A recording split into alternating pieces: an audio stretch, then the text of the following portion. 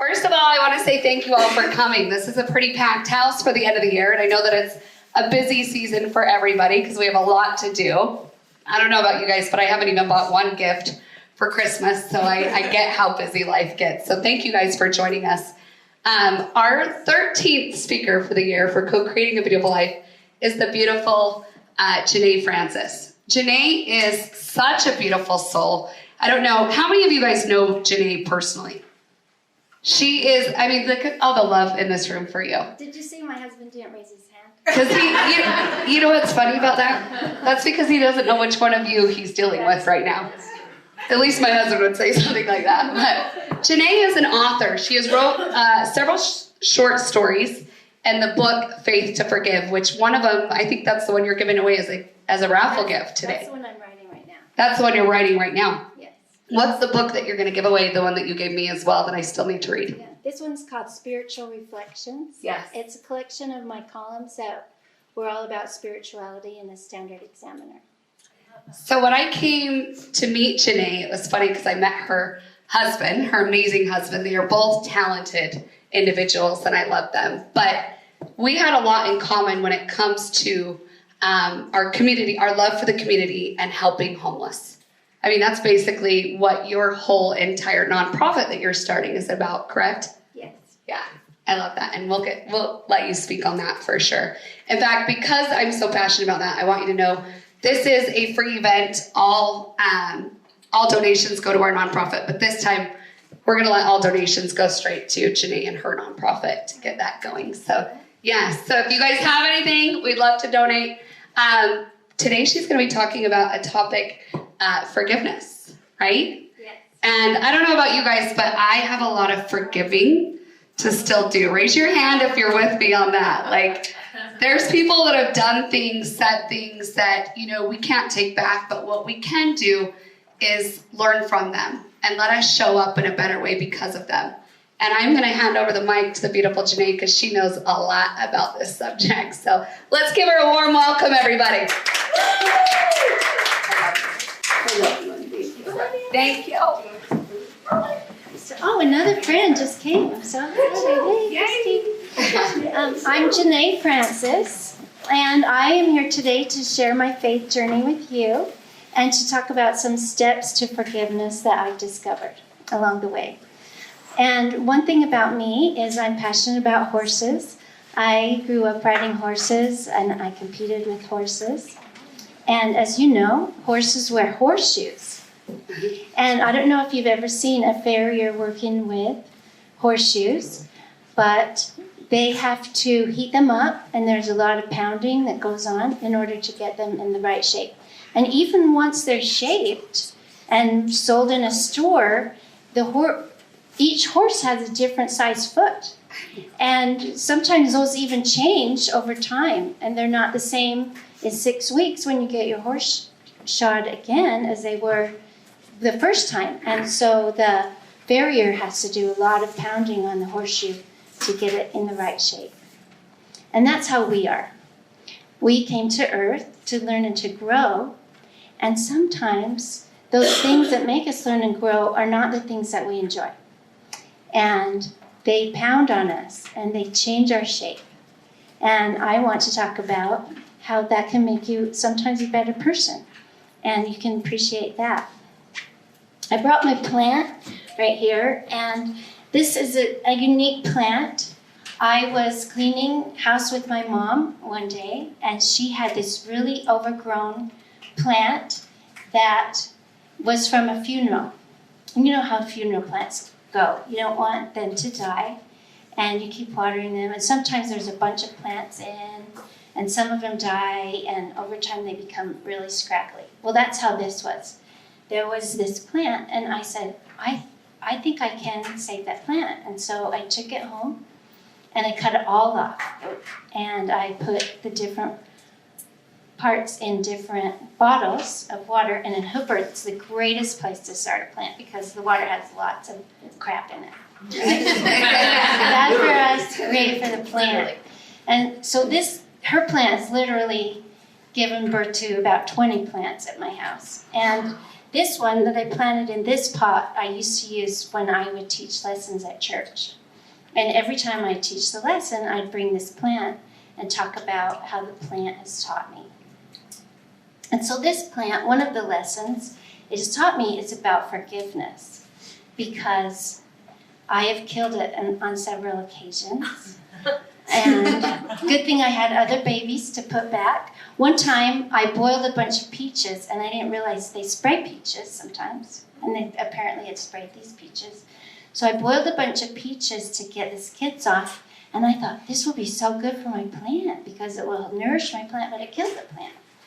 So, and then when I would take it to my church lessons, sometimes I'd forget about it and leave it in the car. And it would freeze or burn, depending on the time of the year, and I'd have to start again. So even in nature, we have lessons about forgiveness. And if you realize that, then you realize we're meant to forgive. And also, I wore this red tie today because I have a red tie like it. I couldn't find it. I think my dad's in heaven laughing because I wanted to wear the red tie that he signed. My dad had mental illness, and that is what has led me to this faith journey. So I'll be talking a little bit about my dad. And he made some bad choices that didn't help with this mental illness. When his dad died, he was really mad, and he ended up taking drugs and drinking alcohol at the same time. So that did a lot of things to his brain that never could be undone. And so there was a lesson in that. We need to take care of ourselves. But the lesson for me was that I needed to learn how to forgive. And I didn't even know what I needed to forgive my dad for until I'd been married for 11 years. And there was this moment that was supposed to be really romantic. It was between me and my husband, just us. And it was an incredible moment. And right in the middle of that, I realized that I had a memory of my dad doing something inappropriate. And it was the same thing that was happening with my husband. That's why I remembered it. And I didn't know how I'd ever be able to get over that. And I just tried everything that I could think of, and some of those things we'll be talking about today. Also, I did some forgiving just today, just for this, that I wanted to share with you. When my mom passed away, there were these necklaces that you could buy that have a fingerprint of your loved one. And I said to my sister, oh, I'd really like to pick out one of those and get one. And my sister waited till I wasn't there and got one for me. And I was really mad about that because she missed the pick out part, right? But I wanted to pick it out. And so even though I was preparing this lecture on forgiveness, that was one of the things that I hadn't done. When she delivered it to me almost a year ago, I left it in the box because I didn't get to pick it out. And so today, I was getting ready and I saw it in the windowsill, and I decided this is my invitation right now to forgive my sister. So I'm wearing this necklace. And the really cool thing that I didn't know about this necklace until I opened up the box is it has this dove of peace. And that's also part of my talk today. So I was really excited to learn that and to be able to share with you that even though I told Amanda I had a talk on forgiveness, I still had forgiving to do. And probably we never arrive. We are always working on the things that we need to work on. And with that, I'd like to do a few activities. I have given out some colored paper, and there's some more over here on the table if you need some more. And I noticed some people that came in after we handed them out. And they're really hard to pull out, so if your paper isn't perfect, that's okay for this activity. And what I'd like you to do for this activity is to think of some things that you might be angry about, or some things that you want to let go of, some things that are holding you back. And you can write them on the paper. And then what we'll be doing, just so you know, I have a poster here in the back with the dove on it, the dove of peace. And sometime before you go home, it could be while I'm talking or at the end, you can rip up your papers and turn them over and glue them onto the poster. It's meant to be kind of like stained glass when we get done. Right. So you can write down the person who cut you off on the freeway. You can start with something small, or you can write something big. Anything you want is okay. And I wanted to take you through another exercise too. And that is, you can picture heaven helping you to heal. And what I like to do is close my eyes and picture a bright light. And the bright light comes in to our mind, and it is all healing, and all good comes from this bright light. And you picture it coming in through your eyes, and the warmth going throughout your body, and then down into the ground. And that helps you to be grounded, and to also picture yourself being purified. And one thing I noticed, my faith is Christianity, and a lot of what I talk about is with that. But for this talk, I studied a lot about some other religions, and I was super excited to learn that the Eastern religions have a whole different view on forgiveness. And it's not so much about letting go as it is about not letting it come in the first place. I read a lot about Buddhism and New Age religions, and they talk about being so much inside of yourself and nourishing yourself so much and giving yourself exactly what you need so much that all of the rest bounces off. So sometimes we think about forgiveness being after the fact, and there's also things that you can do ahead of time. And I was really excited to learn that. One of the key things, oh, hi, Vicki. This is my friend. She's so awesome. So let me just recap. So you know, what we're doing is we're writing down things on the paper that we need to forgive. So, or if you're angry about something or have some bad feelings, or if there's something about yourself that you aren't really happy with at the moment, you can write that down. And then later we'll rip it up and put it on my poster over here. So we'll be giving away our bad feelings. Oh, this is my favorite story that I just learned. I was at the dentist's office, and I was telling the people at the dentist's office about what my talk was going to be on. And I learned about something that was so exciting. And that is, there's this method of repairing pottery in Japan where they use gold and they use fine metals to repair this pottery. And what is so interesting about this is after the pottery is repaired, it's actually worth more than before it ever broke. And they like to display it in such a way that the intricate patterns of the breakage are seen, and you can see the gold. And I think that's how we are. We think we're broken, but we don't realize the opportunities that were created in the thing that happened to us. And so I was super excited to learn that. When I talked to Amanda, I had 6 steps in mind. So I'd like to talk you through the 6 steps, and then I want to go over the new steps that I learned as I was thinking about this talk. And the first step that I have is realizing that you deserve it. You're worth it. So if you know that your self-worth and that you're worth the effort of forgiving someone, that will motivate you to be able to do the other steps. And the second step I have is, it doesn't matter whether or not the other person deserves it or not, because this is about cleansing you. And when you're thinking about, well, they didn't say that they were sorry, that doesn't matter, because the way I like to think of it in my own faith is that the people we haven't forgiven are like obstacles that keep us away from Christ, or obstacles that keep us away from our best self. And we want to be our best self.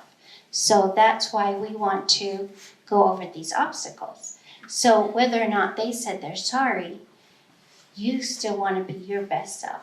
So it's good to let go of whether or not they're sorry and think of that. What was the second? That it doesn't matter if they deserve it. If they deserve our forgiveness. Right. So ultimately, we'll realize everyone deserves it. Right. But in the short run, sometimes it doesn't feel like it. Right? Right. And then, this is my favorite one. And that is, see the good that happens because of the thing that's happened to you.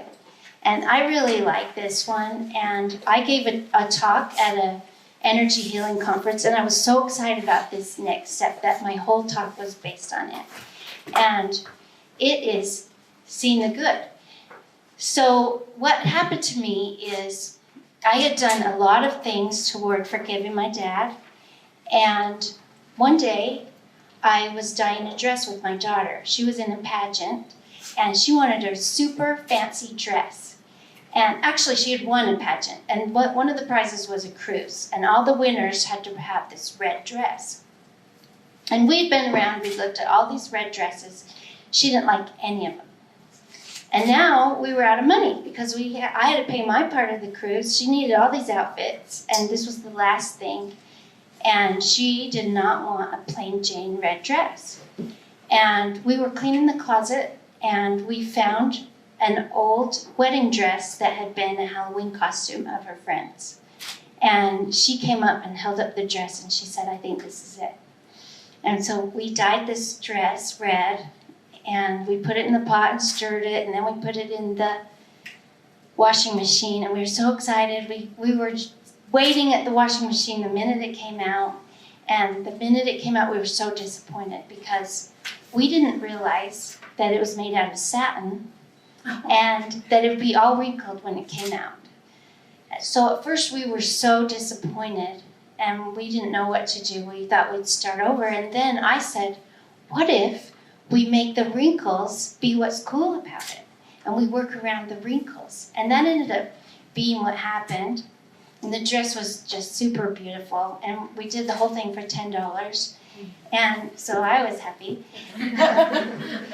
But then I had this revelation that I needed to write this story down as a column in the Standard Examiner because I was a faith reporter at the time. And I was not a column writer. So what happened is it took me a month, and after a month I got the nerve up and asked my editor, can I write this column about this dress? And she said yes, and I wrote it up, and it ran in the paper, and a lot of people came up to me and said, I read your story about the red dress. And it was one thing when women told me that they read my story about the red dress, but it was a whole other thing when men told me that. Because I thought, if a man can read a column about a couple of girls dyeing a red dress and remember it and have meaning in that, then I thought I've got something here. And I ended up writing a column every month in the Standard Examiner about spirituality. And I covered all the faiths. And I would wait until I was inspired. So some months we had to skip because I was totally not inspired. And one of my favorites was a story about a rock. And I had been to a class of women who were dealing with that same issue I told you about. And we went for 12 weeks, and it cost money. It cost me $35 a week. I thought I was doing the homework. I thought everything, that I'd totally been into this class until the last day. And the last day they handed out these big rocks, and we were all holding our rocks. And they talked about these rocks. And they said, what happened to you is exactly like this big rock. When you first get it, it's cold and foreboding and hard to carry the rock. But as you hold on to the rock, it warms up and you become accustomed to the rock, and then it's hard for you to put the rock down. And one by one, everyone in the class put down their rock, and they all went home. And the class got over, it'd been over 45 minutes, I think. And I was still sitting there holding that rock. And that's when I knew I haven't done anything. I've just been going through the motions. And what ended up happening is a man was writing a book. And it was, maybe you've heard this, it's called Faith of Our Fathers. And he was asking famous people to write in the book. So somehow he thought, oh, because I'm a reporter, he should ask me. And I told him, okay, I'll write for your book, but I'm not going to have the same story that other people have. My dad taught me a lot about faith, but not in the way you think. And he said, okay, I'm fine with it. And I told him it will take me at least a month because I have to do the rock thing first. And Amanda's smiling. She loves the story. So I was like, where am I going to get a rock? Where? And one of the groups of people that I wrote about was the nuns, the Catholic nuns that had a monastery in South Ogden. And one day I was near there, and I just had this idea that the rock was at the monastery. And so I went and I told the head nun, you have my rock, and I don't know where it is, I just know you have it. And she said, I know exactly what rock is yours. And I said, okay, let's go get it. Oh no, you can't go with. And I was like, okay. And so why can't I go with? And it was in this sacred place that you couldn't go unless you were like a super good Catholic. And so I'm like, okay. And so, and also she's super glad to get rid of the rock, because later I find out it was owned by this lady who said she wanted to be a nun, and you have to do this year of not talking to anybody to be a nun. And so she had started this year and then changed her mind. So they weren't really happy with her. So they're super glad to get rid of this rock. And so this guy comes carrying this rock. It is really big. And he puts it in my van, and the whole thing goes down and up. And that was a big rock. Sounds like a boulder. Yeah, it was a big rock. Well, this was the coolest part of the story. So I go, oh, hi, glad to meet you, this man with my rock. What's your name? Bill. Well, Bill's the name of my husband. So literally, my husband had already carried my rock. And this was true. If we don't forgive, if we're carrying these things around, it affects everyone. And my husband literally had carried my rock for all this time. And so that was super happy, super great to learn that. And then I get home, I'm not ready to deal with my rock even yet. So I unload it. A few weeks go by, and all I can do is carry it to the mailbox. I decided the mailbox is where I'm at in the world. That's where I'm going to put my rock. So I go out and I pick it up and I carry it to the mailbox, and I look at this rock and I realize it's the shape of a heart and it has a hole in it. It's like literally my broken heart. Like I've literally, this is my contrite spirit, right? And so that it sat there for a few weeks, and the deadline was coming up, and I knew I had to deal with my rock. And then I was being a reporter again for the paper, and it was January 1st, 2001, and I'm writing down the date. I used to interview the first baby of the year, the parents every year. It was my favorite. And so I'm there doing the January 1st, 2001, and I realize the date is 111. Like, that's God's number. So I get home and I say, Bill, we're going to do the rock today. And so he instinctively picks up the rock and puts it in the car for me.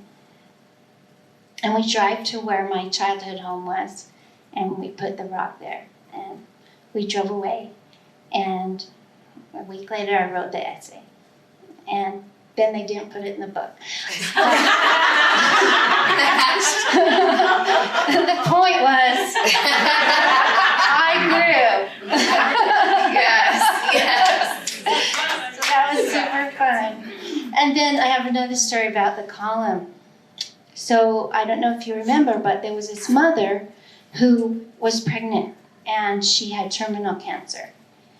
And she told the doctors, I don't want my cancer treatment until I have my baby.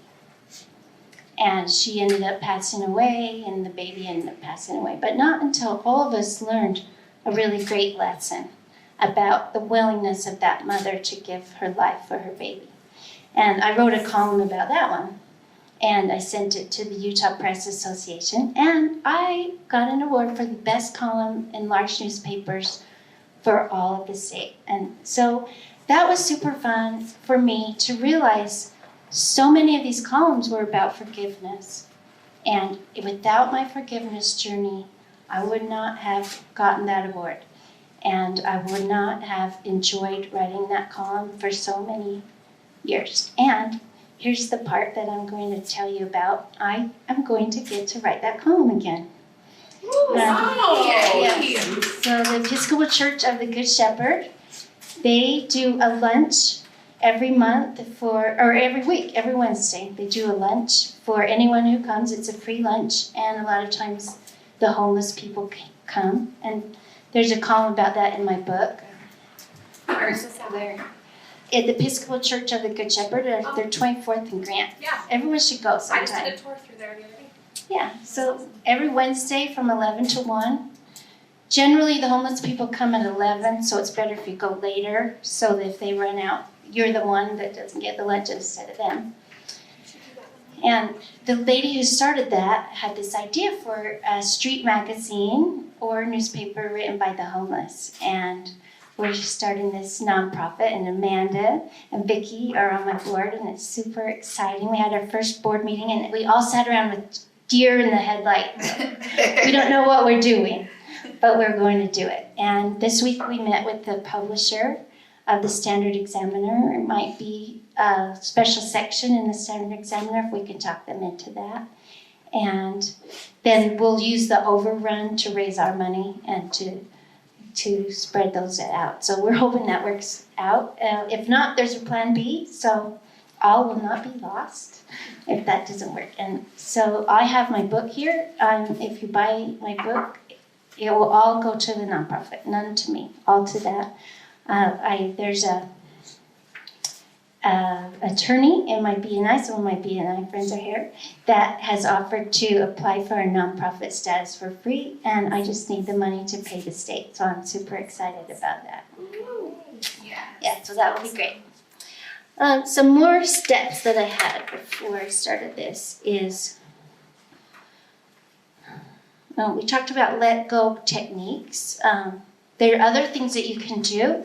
My favorite is you can go to the thrift store and buy old dishes or clean out your own cupboard and take a marker and write things on the dishes. Like the person that you're super mad at, you can just write their name and break the dishes. That is such a good idea. I really like that. I did that with my daughter. I had some old china that had never been used in my daughter, and it was awesome. It was like, wow! And she was like, yeah! It was so hilly for her. Yeah. I know it's crazy, but it is, and it was No, like, but it works. sounds I took like a bunch of wedding gifts that I loved with my ex, and I put them in a garbage bag because I didn't want to clean up all those broken pieces later. And I went out to the back of the yard with a bat and I beat the shit out of it. And it felt so good to like let that go and let all the rage and then later I saw my kid beating something with the bat. But like to channel it all in and to be able to let go physically of that pain is mind blowing. Y'all should try it. Break some shit. I recommend it. I love it. You can also, one thing you can do is go into a field or up in the mountains or somewhere where no one's around, and you can tell everything off too. And this isn't church. Yeah. You could say all that stuff. Yeah, until some hiker comes around the corner. But you might want to apologize to the trees and the grass after. I love it. Yeah. Today, Uh-huh. I've done before. I've had my kids when after my divorce and after, I don't know, kids act up, hey, something must, I don't know what's going on. He seems angry, she seems pissed off at the world. So we sat down at the kitchen table, we just wrote everything that was bothering us on a piece of paper. like everything, we just went out to our fire pit and did that. Burning it up. Fire pit. Yes. Or bury it, yeah. Right in bury the there. ashes after that. That's what I always do. Oh. My burning ceremonies. Yes. Oh, that's- Bury the ashes into the ground. that sounds awesome. You guys are awesome. Yeah. So, So cute. yeah, so on the steps that I thought of before when I talked to Amanda, the next one was write your story of your life without it. So think of how it is with your anger, and then write down what it would be like if you didn't have that anger. How would that be? So you can see it and experience it for yourself. And then after that, you write your forgiveness story, which is totally self-serving for me that I brought that up. Sorry about No, that. that's the we should eat though. Oh, It it's time to eat. So I am working on a book that's called Faith to Forgive, and I'm compiling forgiveness stories. The idea is, we talk about how all the time. I'm here giving you a whole list of how. But sometimes, or why, we talk about why all the time, but sometimes we don't see how to do it. How do you let go? And maybe you try and you don't seem to be getting the success. So I thought it would be helpful for people to see stories of how other people have done it. And so far, I'm writing it with my friend Bara here in the second row. And she's totally awesome. And so far, the people I've interviewed have been amazing. My favorite story was a woman whose husband had an affair. And so she was really mad and that. And it was a while after they were divorced and life had gone on. And she kept having this prompting that she should contact the woman who had the affair with her husband. And she just kept saying, no, I shouldn't do that. And finally she decided to listen. And she called the woman and she said, I just want to let you know I'm okay, I'm forgiving you, everything's fine. And the woman was just getting ready to do a religious ceremony, and it meant so much to the woman. And she said, at that moment I learned to really listen to the thoughts that come into my head. So I was super happy with that. And so I had a bunch of bonuses since I told Amanda I would talk. And one of those steps is talk to other people. I have this group where we talk to each other on weekday mornings and we give each other inspiration. And I ask them what I should say to you. And I was so amazed at what came out of asking that question. So another woman that's in the group, and we're almost done. It was a 12-week program. Tomorrow's our last day. And all of this time had gone by and I didn't know this about her. But she also had some issues with her dad, the same one. And she said she went to a speech. She didn't know who had given this speech. But she went to a speech, and it was somebody who had been molested by their dad. And the woman who was speaking said, I just couldn't let go, I couldn't do it. And then I realized that my Savior had sacrificed for my dad also. And I pictured my dad in front of the Savior. And he was benefiting from the atonement. And then I could let go. And she was so moved by this speaker that she tried that too. So I thought that was a good idea. And then another woman in my group had talked about some scripture stories that she had read about people burying their weapons of war. And she was over this group of young people, and they had decided to make these swords and write things on them. And then they actually burned them in the fire. So they didn't dig a hole, but she was in charge of that. And when it was her turn to write something down, she suddenly realized that she hadn't forgiven her husband, who had done something to hurt her feelings. And she thought that she had worked on it, and she didn't think she could do it.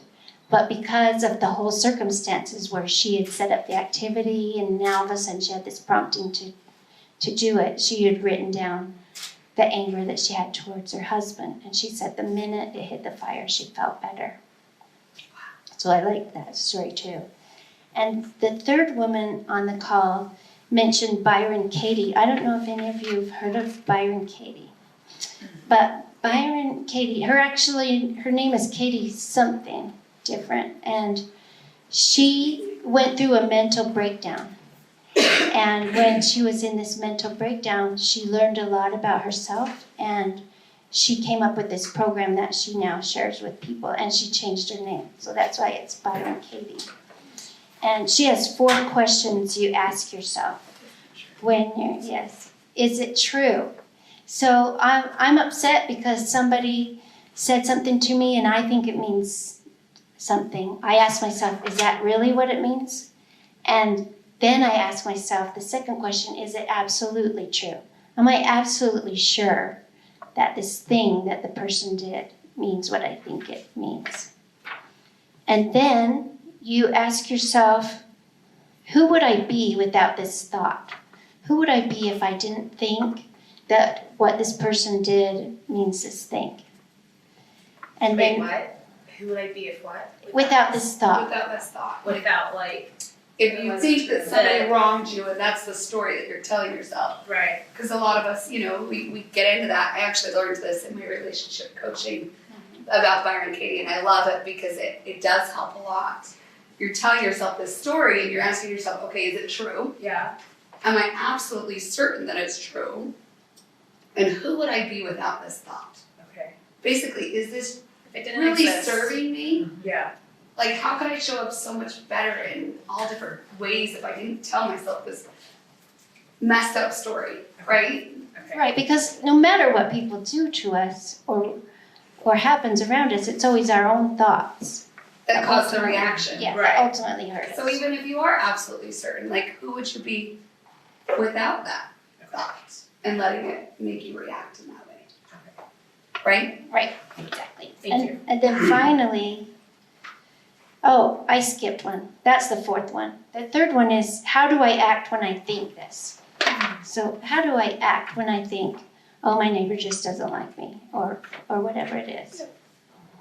So, and then they do this thing, it's called the work, where they have these worksheets, and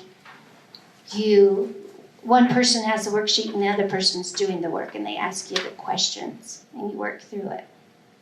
So if you just want to look up The Work by Byron Katie, there are a lot of things. There's actually even a mat that you can do when you're in conversations of conflict or so it is the work, but it's an actual physical mat that you can step on, and there's a speaker and a listener. Like, say it's an argument between I husband need and that in wife. my marriage. And so it literally, I have copies, and I will pass them out to anyone who wants them. It's amazing. Okay.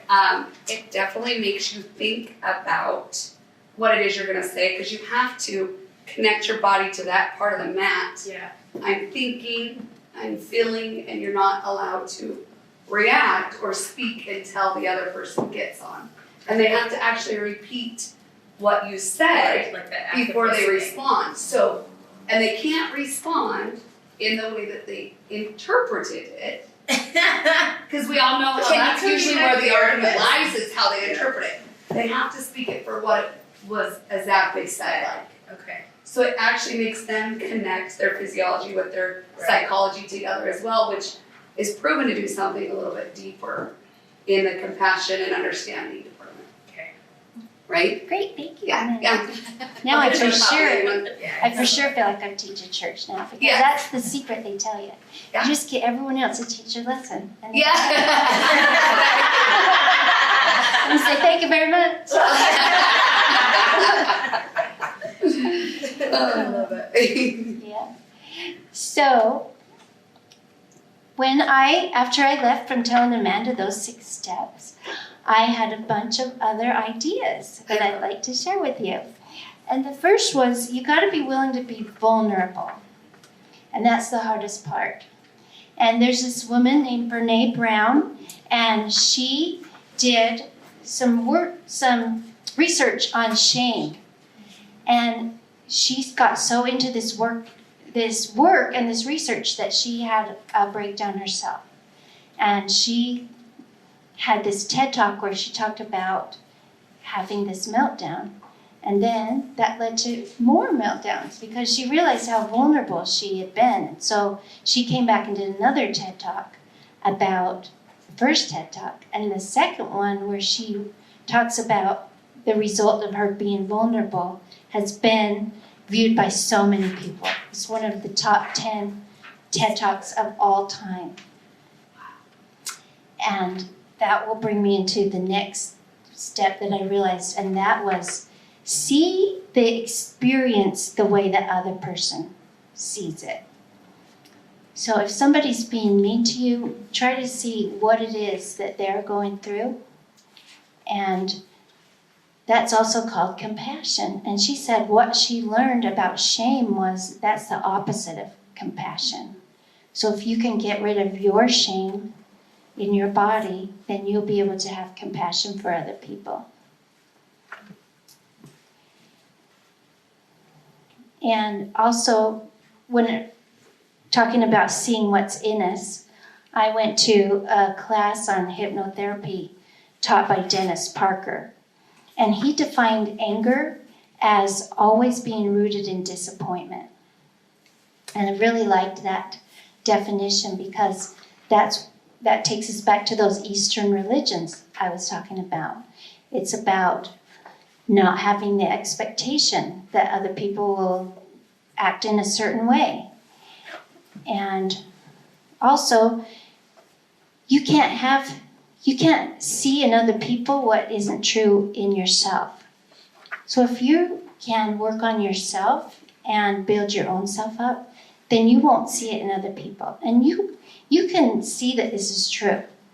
Because so many times we'll observe a marriage and we'll say, how did she marry him? Like, how did that work? And then we'll realize, because she's so good, she can't see that, or vice versa.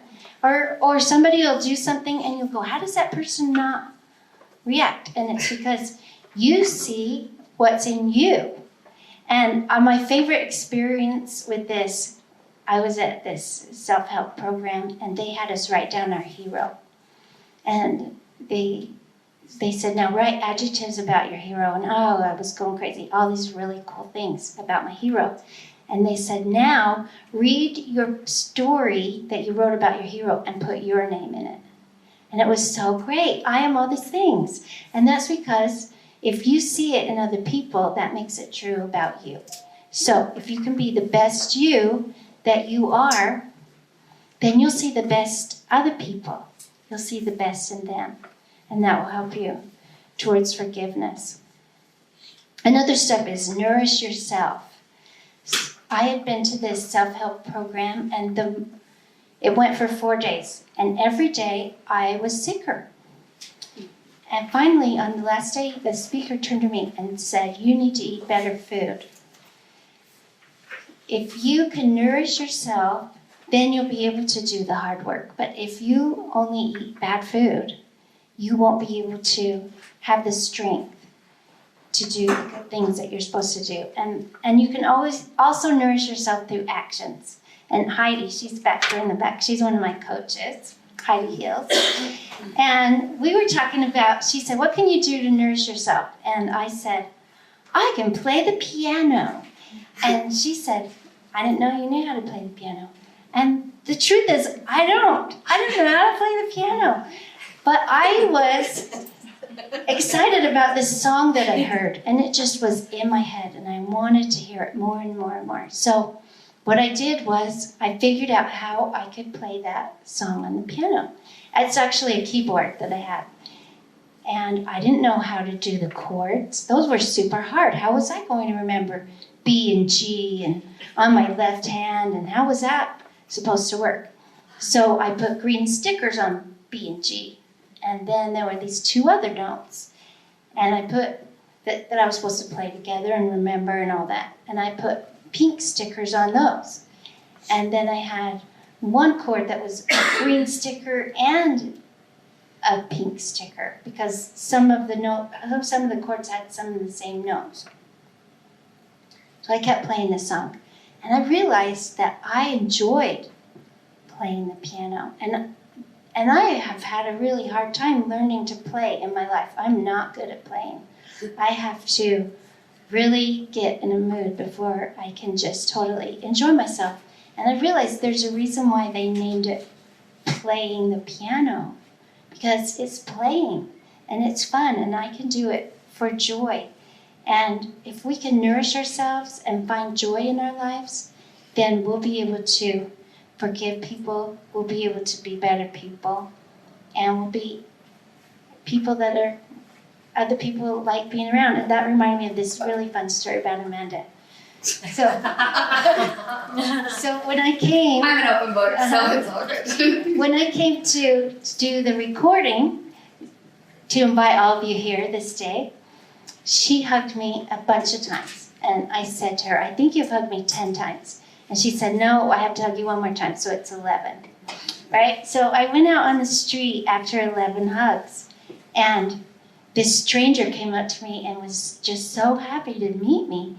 And it was because I'd been hugged 11 times. So cute. Yeah. She sent me a text after and says, well, after 11 hugs, it's really nice to see somebody that is happy around here. Yeah, that's what the guy said. It's nice to see somebody happy around here. Another step is don't measure your success by the outcome. I was in a program where the very first day they said, what do you want to get out of the program? And they handed out the mics and I was the last to answer. So all the good answers were gone. And I had to really dig. So the truth started to come out. And I said, I want to be able to have a difficult conversation with other people because I'm really bad at that. And the trainer said, you're going to have to be able to separate the outcome from your action. If you know that you have to have a difficult conversation, the other person, they're in charge of them. They get to decide how they act. But you need to be able to do the right thing. And this really helped me a lot because I have a stepdaughter who didn't want to see us at all. We went to visit her and we were in a close town and we kept sending her all these messages. She kept having all these excuses, but I kept remembering that I just needed to do the right thing. And eventually, she let us go see her. And I wouldn't have been able to do that if I hadn't have separated the outcome from my actions. So that was a good one. So you can forgive people, and if they don't accept it, that's okay. You've done the right thing. And then always keep moving forward, even if it's just one little step. Even if what you need to forgive is so overwhelming, if you can do just a little part of it, then that will help. So I feel inspired to tell you this story. It's called The Snowman. It's my favorite. One day I was super, super sad, and I didn't want to get out of bed. And I just was laying in bed, and I was like, I don't even know what to do. I don't know where to start. And so I decided, okay, I know, I'll pray. So I started to pray, and I thought this was not even related. But while I was praying, I had a thought, and it was, go feed the horses. And I thought, oh, okay, they didn't do anything wrong. It's 12 or 1. They're hungry. They shouldn't suffer from me laying in bed all day. So I decided, okay, I'll do that. And in my prayer, I was just like, Heavenly Father, something has to give. Something has to be different. And so I started out to feed the horse. And I have this perfect neighbor, I have to tell you. I've never seen her do anything but perfection, except for this day. So it's a good story. So I go outside, and right after this prayer, something has to give. And I look over, and she has, you're going to love this, Andrea, you're going to love it. She has a sledgehammer. This is a perfect woman. She has a sledgehammer and she's beating up the snowman. She's beating the crap out of the snowman. And I start to laugh. I think that is really funny. And I feed the horses, I'm still laughing. I come back in, I'm still laughing. And all of a sudden I realized that was the answer. That was the thing, right? And then I pray for my neighbor. And I realize when we think of others, we'll be able to face what we need to face. And so I was really happy about this sledgehammer and the snowman. And I told that story in church once. And she came up to me after. She said, I think I might know who you're talking about, because I was really, really careful. Nobody knew I was talking about my direct next door neighbor. And she said, I think I know. You saw that? Yep. Sure did. Busted. Yep. I love it. You are busted. Okay. So another step I thought of after I talked to Amanda was ask for forgiveness yourself. I decided we can't forgive other people unless we know what it's like to need forgiveness and to seek that. And so this was just a couple of days ago, I texted one of my daughters who wasn't really happy with me, and I told her I was sorry, and we had a discussion, and I'm not sure if it ended on a good note or not. I feel good about it, but I feel so blessed that I was able to do the right thing and to ask her for forgiveness. And what I've learned about this daughter is she doesn't want me to try so hard, and that's going to be hard for me to try not to try. So I'm going to really work on that. Because if we can forgive ourselves, that is really the bottom line. If we can forgive ourselves, then we can do all of the other steps that we've outlined.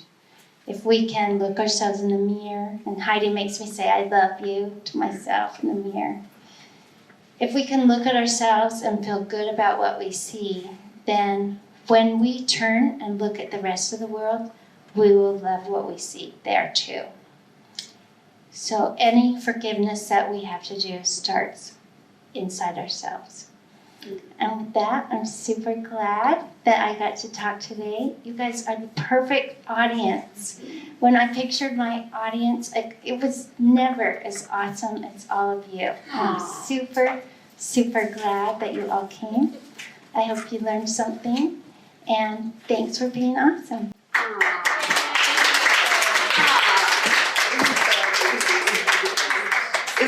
Isn't she just a doll? Don't you just love her? She's just so cute. She's the complete opposite of me. All quiet. And all roar.